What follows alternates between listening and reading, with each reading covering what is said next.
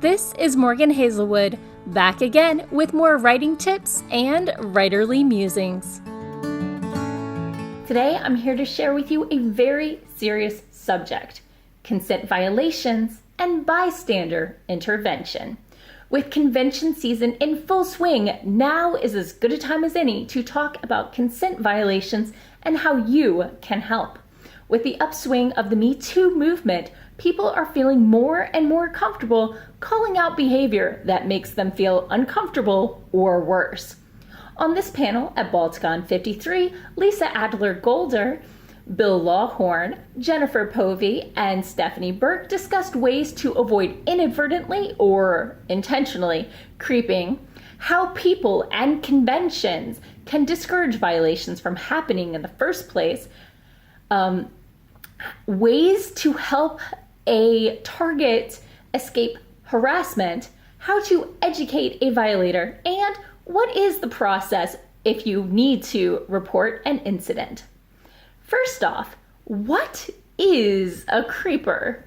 Now, there's a lot of worry out there about intentions being misunderstood and being accused of creeper behavior. Plus, there's this assumption that people who don't consider themselves conventionally attractive are going to be accused of creeping for doing the exact same thing that is welcome from more conventionally attractive people. Let's start off by leveling the playing field. Anyone can be creepy. No matter their gender or hotness rating level, those conventionally attractive people are just more likely to be labeled sleazes than creepers, but the behaviors are in the exact same category. Creeping is simply unwanted and unwelcome contact, either touching or verbal, or sliding into your DMs, etc. While it is true that some people with poor social skills have issues, often they'll find that people of the same gender aren't getting creeped out.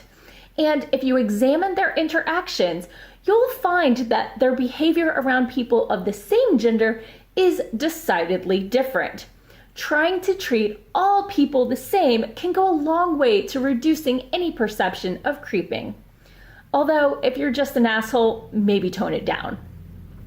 Many people have been socialized that creating a fuss or making a scene is worse than putting up with unwanted and uncomfortable attention, and creepers take advantage of that. Most creepers are pushing boundaries on purpose. They're probably not some conniving villain, but they are trying to pressure the target into giving them their attention, their time, and maybe more. So, ways to prevent harassment. The best way to prevent consent violations is to be aware of boundaries and stop harassing behavior before it starts. If you find that you have trouble reading cues, maybe finding boundaries doesn't come naturally to you. That's when you should ask for help. The panelists recommended specifically group dynamics therapy or workshops and lectures on communication, especially focused on mirroring. So for conventions, if you're working at convention, ways to help discourage consent violations is to have a code of conduct. Badge ribbon activism can help. The little badges that people put on the bottom of, or ribbons people put on the bottom of their badges, like cosplay is not consent and kilts are not consent. At conventions, also modeling good behavior yourself and penalize offenders. If they're over the line or repeated offenders of smaller violations, don't hesitate to kick people out of parties or panels or the convention if necessary. Hopefully nothing escalates to police level, but don't be afraid to call if it does. Now, here's a note. Legally, it is hard to share information about consent violations, etc., between events. Although, publicly posted YouTube videos don't really count, and maybe some opinions from participants in good standing.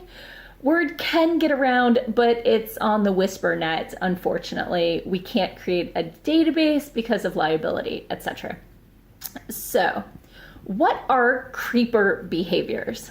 Sidling up to people who don't seem happy to see you or interested in talking to you.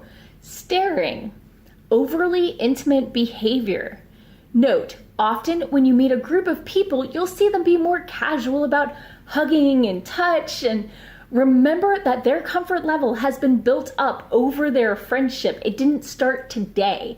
And just because it's okay for someone they know to do this doesn't mean it's fine for everyone.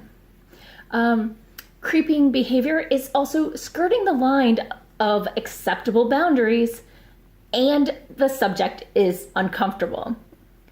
Stealthing with cameras, that upskirt shot, taking pictures of people who don't know you're there, etc.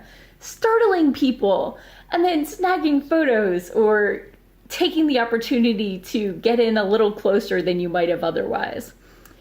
Speaking of, getting too close to people on the bed or the sofa at a room party. Talking at someone and maybe cornering them and not giving them an opportunity to leave. Some people have been socialized not to interrupt, and if you don't pause for breath, they can't see an exit without being rude, and you don't want to do that. So, other ways people are creepy at conventions, at vendor tables, going on with the talking to people, monologuing at the vendor, often inadvertently or on purpose blocking sales because people aren't going to interrupt a discussion. They think you're chatting with a friend, and therefore the whole reason they're at the convention, to connect with fans and also to sell their books or their webcomics or whatever. You're shutting down their business and their livelihoods. And at vendor tables, the audience is captive and obligated to be at least open, if not actually straight up nice to people. So how can you as a bystander help when you see someone uncomfortable? First, determine if they need assistance. Evaluate their body language. Watch for social cues. Often the person targeted will be looking away, crossing their arms and hunching forward, stepping back, looking cornered, basically. So discreet ways to help. Sometimes you don't want to escalate, but you want to help. So you can stand between the target and the harasser in the conversation huddle, but don't get too close. They don't need a new source of discomfort. Secondly, if you're helping someone at a vendor or a signing table, call out, "I think it's time for the next person." If you see someone trapped at a vendor table, start up a conversation with the vendor yourself. Once the harasser has moved on, move on yourself. Don't replace them. Invite the target somewhere else, even if it's just across the room. That's actually probably safer, unless you know them very well. Start up a conversation with the harasser and distract them, giving the target an opportunity to get away. Model good behavior yourself again, and there's always the, "Excuse me, can I talk to target for a minute?" Sometimes though, you need more by calling out the behavior. Sometimes the time for subtlety has passed, or the behavior requires a more forceful intervention. In that case, do it loud and proud. Make sure the room or the people nearby know that this person has crossed the line and there is an issue. Once one person steps up, other people often feel comfortable helping, knowing that the help is both needed and welcome. Note, only call out their behavior if you feel safe doing so. There is no shame in not feeling safe enough. We'll go on to those methods later. You can call them out by saying, "Why are you messing with him, her, them?" If they're being touchy-feely, grab the hand and ask loudly, "What are you doing?" Do you need help? To the target or the harasser. "Excuse me, what do you think you're doing?" Or, "Excuse me, could you repeat that?" Or you can just straight up ignore the harasser and turn to the target, "Are you okay?" So sometimes though, you don't feel safe intervening, especially in my case, like if the harasser is large and drunk or otherwise not sober, it can be dangerous to intervene yourself. Even if you are large, you don't necessarily want to risk yourself. Sometimes there's also a disparity in level of or perceived level of authority. So subtle interventions, as we listed earlier, can be very handy here, but don't always work. When the subtle interventions fail, options are take pictures or videos of the situation, call for backup. You can escalate. You can call a friend or a staff member or security. And finally, if you still need more support than that, call 911. And if you feel safe doing so, tell the harasser what you're doing. So sometimes though, you're not the bystander. Sometimes you're the one being harassed.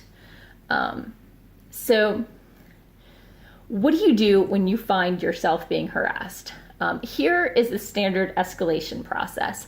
First, ask them to stop.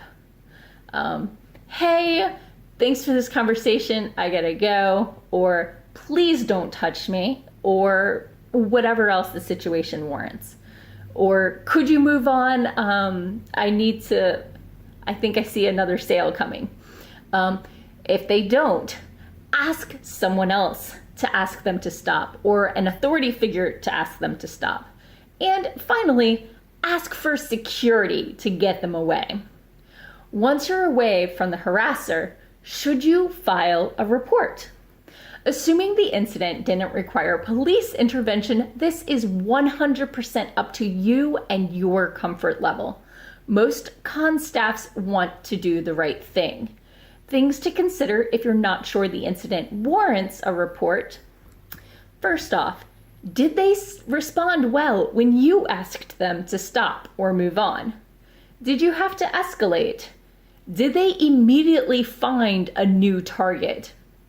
So once you've decided to file a report at a convention, typically you will go to Con Ops to file an incident report. Any staffer should be able to direct you or direct you to someone who knows where to direct you. They'll want the name of the person, or at least a good description, what the behavior was, and your contact information for any follow-up. By reporting the incident, the convention now has a paper trail, and that means they can penalize the offender as necessary. But also, the paper trail makes it harder for people to downplay the incident later, especially in situations like the offender is banned, the staff changes over 5 years, and then the harasser shows up again, asking to come back. We want to make sure that these things are recorded, and that way we can be consistent and not make this place a safe haven for harassers. So, are harassers educatable? Especially, this part is especially for con staff looking to minimize future incidents. You might want to try and educate the harasser. Sometimes people make mistakes, but not everyone is going to listen. When you intervene, do they seem open to critique?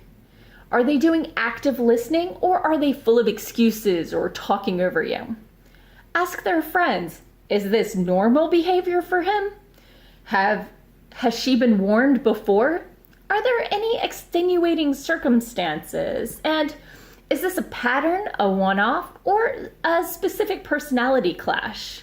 All of these factors go into both the consequence and the written report, because repeated incidents definitely warrant a lot more action. So finally, the panelists shared some intervention success stories. They've been behind the scenes at conventions for years. Stephanie says it's just part of who she is and what she does, but she is ashamed when fellow con goers just keep walking and don't step up. Lisa considers it her job, but likes when harassers apologize and don't offend again.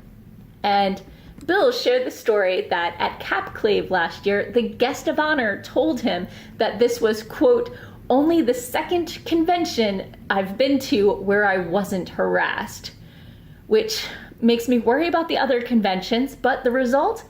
The guest is planning to come to the reunion. And that's all for today. Thanks for listening. If you enjoyed this episode, hit that subscribe button and share it with all your friends. It goes a long way towards helping people find me. And I'll be back again next Monday with more writing tips and writerly musings. Bye-bye.